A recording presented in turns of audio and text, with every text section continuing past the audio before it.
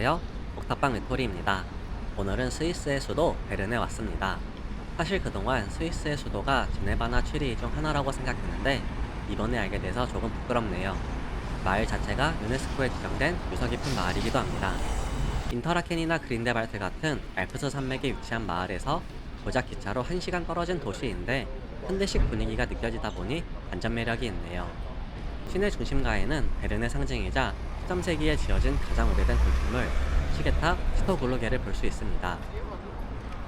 관광마다 움직이는 정교한 인형이 유명하다고 하는데 소심하게 손만 흔드네요. 지금은 초등학생도 만들 수 있는 정도이지만 13세기에는 확실히 혁명이었겠죠? 길거리를 걷다 보면 일정 거리마다 바닥에 나무 판자 입구가 놓여 있는 걸 볼 수 있는데 지하에 위치한 가게들 입구였습니다.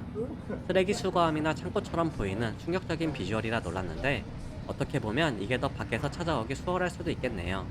이런 게 또 다른 유럽 국가에는 없는 스위스만의 모습이라고 생각하니 나쁘지 않았습니다. 베르는 인터라켄에서 프랑스 파리로 넘어가기 위해 잠깐 쉬어갈 목적으로 들린 마을이라 특별하게 무엇을 하고 싶다라는 목적을 가지고 오지 않았다 보니 천천히 걸으며 마을을 둘러보려고 합니다. 길 가다 보인 장소, 세기의 천재 아인슈타인이 살았던 생가입니다. 천재가 지냈던 집은 어떨지 궁금해서 안으로 들어갔지만 입장료가 너무 비싸네요. 나중에 구글에 검색해서 보기로 하고 돌아가도록 하겠습니다.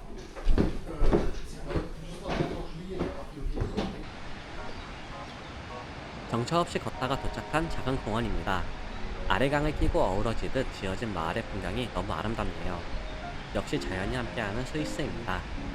오랜 여행으로 컨디션도 좋지 않아 호텔에서 쉴 생각이었는데 이런 걸 보면 조금 더 구경하고 싶어지네요. 아래강을 건너가 도착한 곰 공원입니다. 과거 베른을 세운 가문이 처음 잡은 동물을 상징으로 하겠다고 했는데 그게 곰이었고 이후에 16세기부터 이렇게 곰을 사육하게 되었다고 합니다. 가까이서 보지 못한 건 아쉽지만 이색적이네요. 마을을 감싸는 아래강의 색감이 너무 맑아 가까이 보기 위해 내려가고 있습니다. 최근 또 인터넷에서 유명해진 것 중 하나가 이곳 베른에서 수영을 하면서 출퇴근을 한다는 건데 더운 여름에 수영으로 몸도 식히고 버스보다 빠르게 집에 도착할 수도 있다고 합니다. 그런데 물도 엄청 차갑고 유속이 상상 이상으로 빠르네요. 실제로 수영 위험 표지판도 있고 익사하는 사람도 매년 있다고 하니 엄두도 못 낼 것 같습니다.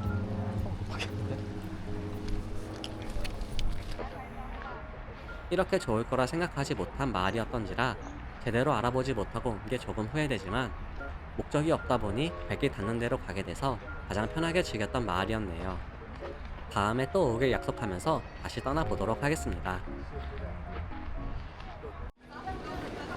이번 여행의 종착지 프랑스 파리입니다.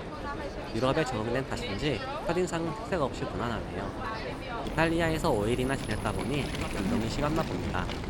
그래도 듣던 것보다 길거리도 깔끔하고 건물이 밝은 톤이라 칙칙하지 않아서 좋네요. 루브르 박물관을 보러 가는 길, 대중교통 이용을 위해 역사 안으로 들어왔는데 내부를 바깥처럼 보이게 만들기 위해 식물과 태양빛을 달아둔 모습입니다. 어두컴컴한 분위기를 불빛과 식물 하나만으로 바꿨다는 게 신기하면서 제대로 된 대중예술을 보는 기분입니다. 예술의 도시라고 불리는 이유를 알 것 같은 기분이네요. 파리하면 빠질 수 없는 상징물 루브르 박물관의 루브르 피라미드입니다. 오래된 궁전 사이에 투명한 유리 피라미드가 어울리나 싶다가도 빛에 반짝이는 게 너무 예쁘고 대칭적인 모양이 고급스럽게 느껴지네요. 세계 1위 박물관이라 그래도 한 번은 들어가서 구경할까 고민했지만 바티칸 박물관에서 느꼈듯이 아무것도 모른 채 들어가봤자 의미가 없다고 생각돼서 밖에서 사진만 찍었습니다. 다른 곳으로 이동하기 전에 프랑스 파리에서 꼭 먹어야 하는 음식 양파 수프를 먹으러 들렸습니다. 서민들이 먹던 음식에서 프랑스를 대표하는 요리가 된 양파 수프는 달콤, 고소, 짭짤, 그리고 당육수의 깊은 맛까지 더해져 입안을 풍성하게 해주는 요리입니다.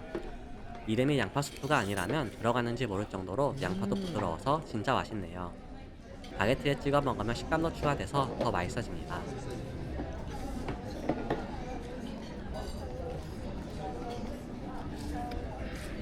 확실히 술이 땡기는 맛이네요. 세다.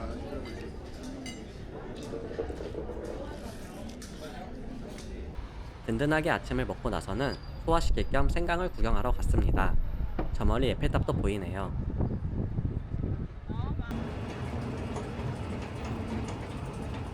나폴랭이 지었다는 개선문도 구경해주러 왔습니다. 특별히 알고 있는 게 없어서 그냥 거리 한복판에 있는 옛날 건축물 같네요.